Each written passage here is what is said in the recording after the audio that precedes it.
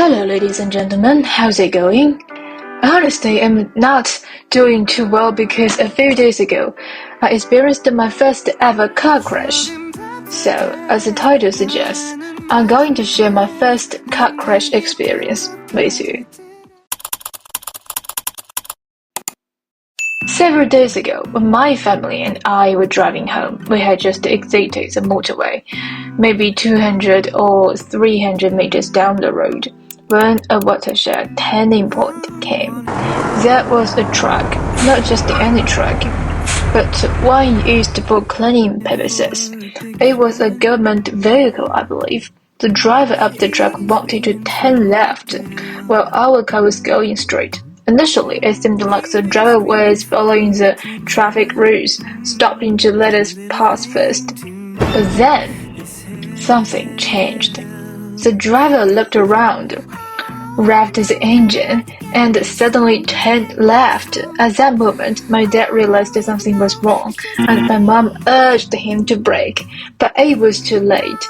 He couldn't stop in time and we crashed into the truck. As for me, I was nearly asleep when I felt a massive jolt pushing me against the seat in front of me. The impact was sudden and I was thrown forward. As I slid downward in my seat, I felt my heart slam against the seat and my legs hit it in front of me.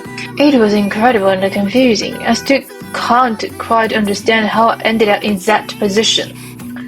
After maybe 2 to 5 seconds, my Apple Watch began sending out an SOS. It kept asking me repeatedly and sent me a notification, saying it would signal for help in 10 seconds. At that moment, I thought, wow, my Apple Watch is finally doing something useful. Apart from sleep mode and tracking exercise, I hadn't really figured out what else it can do. This watch was quite expensive, and I still needed to pay 10 amounts to activate a feature. So, I didn't activate. Given how expensive the watch was and how poor I was, I gave up on this plan. But there, in that moment, I realized its device had a function I hadn't appreciated before. Unfortunately, it was too late. By that time, my dad had already opened the car door and started negotiating with the driver. Well, it was more of a one-sided conversation because the truck driver didn't want to negotiate at all. Something surprising happened next. The driver started crying. My dad was confused because he was confident that he understood the traffic rules well. I believed that if someone wanted to turn right or left, they needed to let the car going straight past first. But the driver doesn't follow that rule, and my dad felt it was entirely her fault.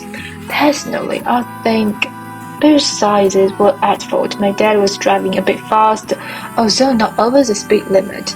We had just come off the motorway, and on that road, no one drives slowly because it's so smooth. After 1 or 3 minutes, I presume, I still feel pain in my heart and legs. My parents ended up negotiating with the truck driver. My mom was really mad and couldn't control her emotion. But my dad and I stayed relatively calm. We didn't shout or scold, so I think we handled it quite well, maintaining a stable mental state far better than my peers, maybe. Just kidding. But there's one thing I just could not figure it out. The truck was pretty big, used for cleaning purposes, so it was actually a government vehicle. As a government vehicle, it must have had insurance, and as a government employee, I don't think this incident would have damaged her career or anything like that, since the insurance should cover everything. I can't understand why she doesn't want to negotiate or even talk with us.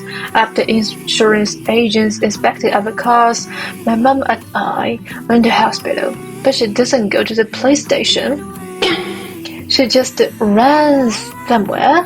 Instead, my dad and the insurance representatives took her there. The whole situation struck me as a bit ridiculous, to be honest. Maybe she also experienced her first ever car crash. Too nervous, too anxious. She just didn't know what she should do. As for me, I had never experienced anything like this before, so I didn't know what to do when I entered this hospital. I went to the reception and asked for guidance. The receptionist, auntie, even though I'm no longer a little kid, told me urgently, "You'll need to go to the emergency room right now instead of waiting here." So, my mom and I headed to the emergency room. We registered, paid the fee, and waited for our number to be called. But then something else went wrong. Since it was my first time at this hospital, I didn't realize I had to register again in this room.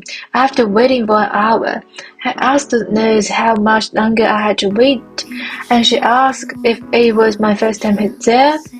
When I said yes, she told me I needed to register at a different spot. At that moment, I was just shocked, feeling extremely embarrassed, like I was a folk entering this big city for the first time. I had managed to stay calm during the car crash, but I couldn't understand why I had to wait another hour. Still, to make sure I was safe, I stood in line and waited. Thankfully, the results were mostly good. My mom and I weren't seriously injured, although I'm still in pain. And 2 or 3 days later, my elbows started to hurt. So I guess I'm not entirely okay. My mom consulted my uncle, who's a doctor specializing in these kinds of injuries. He thought I might have just hurt my muscles rather than my bones, so my mom wasn't too worried. She seems to be doing better than me, which is puzzling because I was the one who was lying a bit down and nearly asleep when it happened. I'm still very tired at the moment, and it's strange that I ended up being the one who's more injured. After everything was settled, my mom and I went to the police station. Something that really surprised me again was how the police handled everything online and got it done in less than 30 minutes. Wow, how efficient! I feel again like a newcomer to the city, amazed by how smoothly things went. So after all of this, I want to remind you of a few important tips. First, always fasten your safety belt. My mom complains that it doesn't seem useful, but if she hadn't worn hers, she would have been much more injured than she is now. Second, if you are ever in a car crash, go to the emergency room immediately. I didn't know this at first, but it's crucial because no one can promise what will happen next. And third, this applies not just to car crashes, but to everything. When you face a difficult situation, try to keep a stable mental state, just like I did. Staying calm helps you handle things much better. If you're angry or upset, it will make the situation worse, and it can harm both your mood and your body. Alright, that's it for today's episode. I didn't expect I could do a podcast or just a chit-chat one day. I just like doing some fun readings, vlogs about my travels and book sharing. And now, it seems I've added something new, chatting with all of you. This is the first episode of my podcast, so if you liked it, please give it a thumbs up to encourage me and subscribe my channel. Maybe I'll share some unbelievable things with you. I hope to make a full recovery soon. So, your encouragement means a lot to me. Just as the saying goes, good fortune follows disaster, and disaster lurks within good fortune. I hope something good comes after this event. May God bless me with something positive. And I will see you in my next video. Bye.